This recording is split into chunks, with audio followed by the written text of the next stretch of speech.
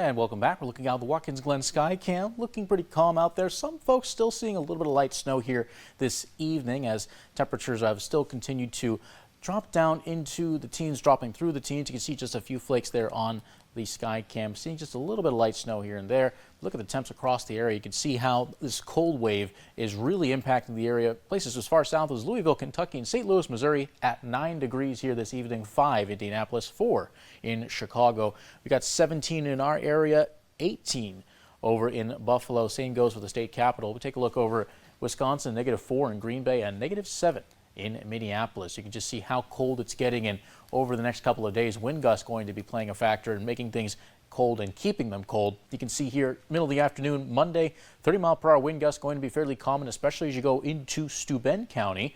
But things do calm down briefly, but then they pick back up, mainly around that 15 to 20-mile-per-hour gust range. Now, it doesn't seem like much, but when you have air that cold coming down into our region, it is going to have a pretty big impact on how things feel outside over these next few days.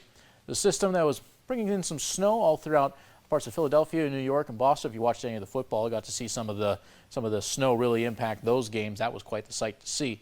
But now most of that still moving up further into New England. Our area, you can see just a bit quiet, but there are a few flakes falling throughout the area, but they're very small, very sparse. Most of these very just little specks on the radar. Not too much going on. A little more light cloud cover across the area, but some parts of the region, especially down towards Tioga, Potter County, seeing a break in the clouds here this evening. We'll see them start to come back into the area. A little bit more sunshine comes around in the morning tomorrow, but temperatures don't really have much to go, only up in towards the low teens. So very much a chilly one ahead of us over these next few days. Light snow remains possible going into the evening, but you'll have to go closer to the Great Lakes to really get any kind of light snow or even some accumulations. Some decent accumulations possible near Buffalo over these next few days, but for the most part, staying pretty calm in our area. Now, cold weather advisory in effect for Tioga County. That goes into effect at 4 a.m. here Monday, goes all the way into noon on Wednesday, indicated for wind chills around -20 or lower. That's why that was issued by the National Weather Service.